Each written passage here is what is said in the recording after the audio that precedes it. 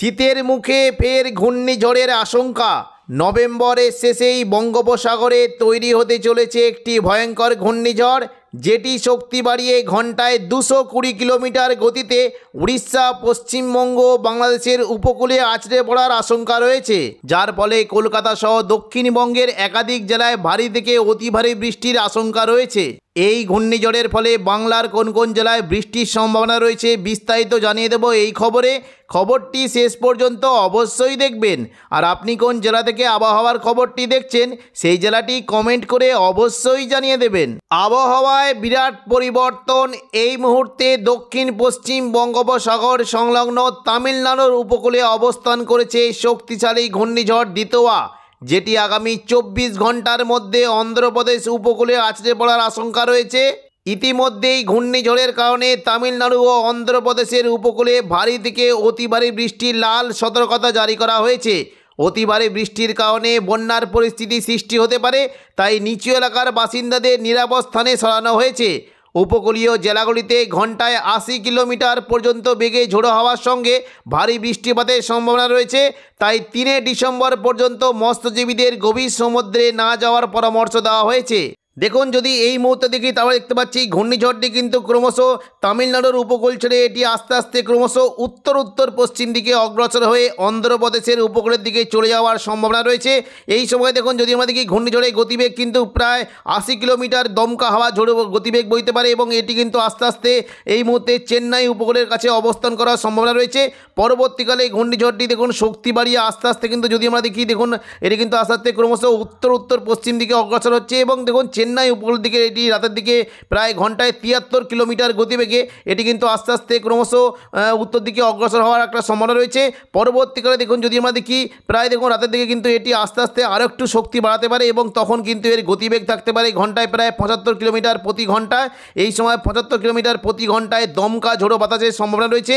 এর ফলে নেল্লোর, চেন্নাই, পুদুচেরি এই 3টে জায়গায় বজ্র বিদ্যুৎ সহ ভারী থেকে অতি ভারী বৃষ্টির সম্ভাবনা রয়েছে।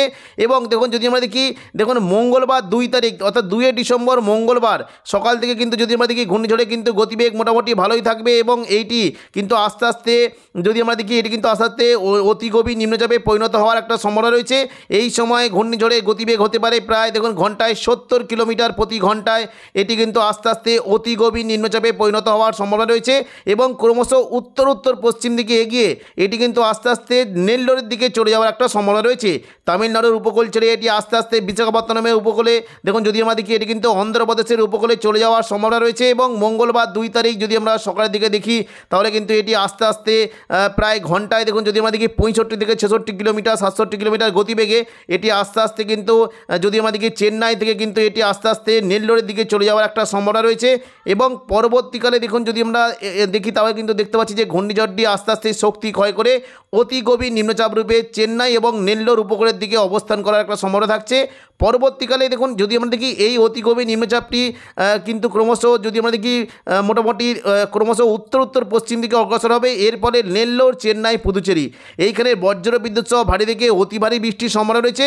শুধুমাত্র এখানে নয়, পাশাপাশি দেখুন যদি আমরা দেখি পাশাপাশি এই যে দেখুন বিজয়ওয়াড়া ও বিশাখাপত্তনম অন্ধ্রপ্রদেশের এই দুটি জায়গাতেও বজ্র বিদ্যুৎ সহ ভারী থেকে অতি ভারী বৃষ্টি হতে পারে। এবং প্রাথমিকভাবে দেখুন যদি আমরা দেখি এটি কিন্তু পরবর্তীকালে দেখুন দুপুর থেকে বিকেলের মধ্যে প্রায় দেখুন ঘন্টায় প্রায় যদি আমরা দেখি ঘন্টায় 56 কিলোমিটার গতিবেগে এটি কিন্তু আস্তে আস্তে দেখুন চেন্নাইয়ের উপকূল ছেড়ে নেল্লোরের দিকে চলে যাওয়ার একটা সম্ভাবনা রয়েছে। তবে এটি কিন্তু আস্তে আস্তে বিজয়ওয়াড়া ও বিশাখাপত্তনমের দিকেও চলে যেতে পারে। এবং পরবর্তীকালে দেখুন যদি আমরা দেখি 2 তারিখ মঙ্গলবার সন্ধ্যা থেকে রাতের মধ্যে এটি কিন্তু আস্তে আস্তে কিন্তু ক্রমশ দেখুন উত্তর পশ্চিম দিকে অগ্রসর হতে কিন্তু এটা নেল্লোর ছেড়ে বিজয়ওয়াড়ার দিকে চলে যাওয়ার একটা সম্ভাবনা রয়েছে। এর ফলে কিন্তু সন্ধ্যা থেকে রাতের মধ্যে চেন্নাই, নেল্লোর, বিজয়ওয়াড়া ও বিশাখাপত্তনম এই 4টে জায়গায় বজ্র বিদ্যুৎ সহ ভারী থেকে অতি ভারী বৃষ্টির আশঙ্কা রয়েছে। এবং যখন মঙ্গলবার 2 তারিখ রাতের মধ্যে এটি কিন্তু ক্রমশ অতি গভীর নিম্নচাপ থেকে গভীর নিম্নচাপে পরিণত হওয়ার সম্ভাবনা রয়েছে।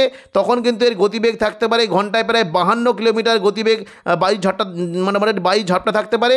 এবং দেখুন যদি আমরা দেখি এটি কিন্তু আস্তে আস্তে দেখুন বুধবার 3 ডিসেম্বর যখন সকালের মধ্যে এটি কিন্তু পুরোপুরি নেল্লোর উপকূলের দিকে চলে যাওয়ার একটা সম্ভাবনা রয়েছে। এই সময়ের গতিবেগ থাকতে পারে ঘন্টায় প্রায় 50 কিলোমিটার গতিবেগে এটি কিন্তু নেল্লোরের দিকে অবস্থান করার সম্ভাবনা রয়েছে। তবে এর ফলে দেখুন যদি আমরা দেখি মোটামুটি বিজয়ওয়াড়া, বিশাখাপত্তনম এই সমস্ত জায়গাতেও বজ্র বিদ্যুৎ সহ ভারী থেকে অতি ভারী বৃষ্টি হতে পারে। পরবর্তীকালে দেখুন যদি আমরা দেখি এই দেখুন গভীর নিম্নচাপটি কিন্তু আস্তে আস্তে শক্তি ক্ষয় করে নিম্নচাপ রূপে এই নেল্লোর এবং বিজয়ওয়াড়া এই সংলগ্ন জায়গায় অবস্থান করার একটা সম্ভাবনা রয়েছে।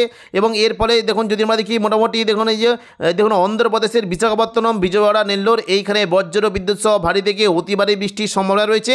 এবং দেখুন বুধবার 3 তারিখ যদি দুপুর থেকে বিকেলের মধ্যে দেখি তাহলে কিন্তু এটি পুরোপুরি নেল্লোরের উপকূল ছেড়ে বিজয়ওয়াড়া ও নেল্লোরের মাঝামাঝি জায়গায় এখানে কিন্তু অবস্থান করার সম্ভাবনা রয়েছে। এরপরে হায়দ্রাবাদ এই সমস্ত জায়গাতেও বজ্র বিদ্যুৎ সহ ভারী থেকে অতি ভারী বৃষ্টি হতে পারে। এবং পরবর্তীকালে দেখুন যদি আমরা দেখি এখানে কিন্তু প্রায় দুপুর থেকে বিকেলের মধ্যে এটি কিন্তু নিম্নচাপ রূপে এটি কিন্তু যদি আমরা দেখি বিশাখাপত্তনম এবং বিজয়ওয়াড়া, নেল্লোর কিছুটা এই সংলগ্ন জায়গায় অবস্থান করার ফলে এখানে কিন্তু বজ্র বিদ্যুৎ সহ ভারী থেকে অতি ভারী বৃষ্টি হতে পারে। এই সময় এখানে হাওয়ার গতিবেগ থাকতে পারে ঘন্টায় প্রায় 40 কিলোমিটার এবং পাশাপাশি যখন যদি আমরা দেখি বিশাখাপত্তনমের দিকে ঘন্টায় প্রায় 43 থেকে 45 কিলোমিটার গতিবেগে বায়ুর গতিবেগ থাকতে পারে। এবং দেখুন যদি আমরা দেখি পরবর্তীকালে দেখুন বুধবার 3 তারিখ সন্ধ্যা থেকে রাতের মধ্যে এই নিম্নচাপটি কিন্তু আস্তে আস্তে শক্তি ক্ষয় করার একটা সম্ভাবনা রয়েছে। তবে এই সিস্টেমের ফলে আমাদের পশ্চিমবঙ্গের কোনো জায়গাতেই বৃষ্টির তেমন কোনো সম্ভাবনা নেই। উড়িষ্যা, পশ্চিমবঙ্গ, বাংলাদেশ এই 3টে জেলায় বৃষ্টির তেমন কোনো সম্ভাবনা থাকবে না। তবে বুধবারের 3 তারিখ পর্যন্ত এই ঘূর্ণিঝড়ের ফলে আবহাওয়ায় একটু পরিবর্তন দেখা দিতে পারে। মূলত দেখুন যদি আমরা দেখি রাতের তাপমাত্রা 2 থেকে 3 ডিগ্রি পর্যন্ত বাড়তে পারে। তবে বৃহস্পতিবার 4 তারিখ থেকে দক্ষিণবঙ্গে আবারও নতুন করে শীত পড়ে যাওয়ার একটা আশঙ্কা রয়েছে। দেখুন যদি আমরা বুধবার থেকে দেখি তাও দেখতে পাচ্ছি যে বুধবার কিন্তু দক্ষিণবঙ্গের তাপমাত্রা অনেকটাই পরিবর্তন হয়ে যাওয়ার একটা সম্ভাবনা রয়েছে। বুধবার 3 তারিখ দেখুন যদি আমরা দেখি কলকাতার সংলগ্ন জায়গায় রাতের তাপমাত্রা 19 ডিগ্রি সেলসিয়াসের আশেপাশে থেকে যাওয়ার একটা সম্ভাবনা রয়েছে। পাশাপাশি বাঁকুড়া, বর্ধমান এই সমস্ত জায়গার তাপমাত্রা 15 ডিগ্রি সেলসিয়াস থাকতে পারে। পুরুলিয়ার দিকে রাতের তাপমাত্রা 14 ডিগ্রির আশেপাশে থাকার একটা সম্ভাবনা রয়েছে। নদিয়া, আরামবাগ এবং পাশাপাশি পূর্ব মেদিনীপুর, পশ্চিম মেদিনীপুর এই সমস্ত জায়গার তাপমাত্রা 16 ডিগ্রি সেলসিয়াসের আশেপাশে থাকার একটা সম্ভাবনা রয়েছে। বৃহস্পতিবার 4 ডিসেম্বর দেখুন সকাল থেকে যদি আমরা দেখি তাহলে কলকাতার দিকে তাপমাত্রা 1 ডিগ্রি বাড়তে পারে, অর্থাৎ 17 ডিগ্রি সেলসিয়াসের আশেপাশে থাকার একটা সম্ভাবনা রয়েছে। তবে বর্ধমানের দিকে তাপমাত্রা একটু কম থাকতে পারে। মূলত বর্ধমান এবং পাশাপাশি পুরুলিয়া এখানে তাপমাত্রা 13 ডিগ্রি সেলসিয়াস পর্যন্ত নেমে যাওয়ার সম্ভাবনা রয়েছে। নদিয়া, আরামবাগ, বাঁকুড়া, পশ্চিম মেদিনীপুর, পূর্ব মেদিনীপুর এখানে তাপমাত্রা 14 থেকে 15 ডিগ্রি সেলসিয়াস পর্যন্ত থাকতে পারে এবং হুগলির কোনো জায়গায় 15 ডিগ্রি সেলসিয়াস পর্যন্ত থাকার একটা সম্ভাবনা রয়েছে। শুক্রবার 5 তারিখ থেকে তাপমাত্রা অনেকটাই কমতে পারে। মূলত কলকাতার দিকে তাপমাত্রা দেখুন 16 ডিগ্রি সেলসিয়াসের আশেপাশে থাকতে পারে।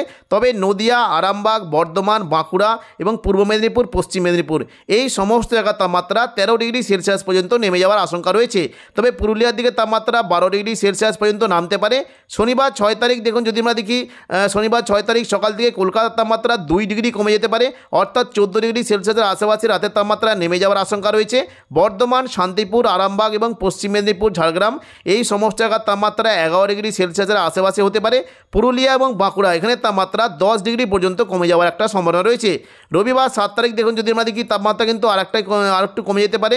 মোটামুটি পুরুলিয়ার দিকে তাপমাত্রা 10 ডিগ্রি থাকতে পারে। তবে বাঁকুড়া এবং পশ্চিম মেদিনীপুর, ঝাড়গ্রাম ও পূর্ব মেদিনীপুরের সংলগ্ন জায়গাগুলিতে 11 ডিগ্রি পর্যন্ত তাপমাত্রা থেকে যাওয়ার একটা সম্ভাবনা রয়েছে। আরামবাগ, এদিকে বর্ধমান, চন্দননগর এবং নদিয়া এই সমস্ত জায়গার তাপমাত্রা 12 ডিগ্রি সেলসিয়াস পর্যন্ত থাকতে পারে।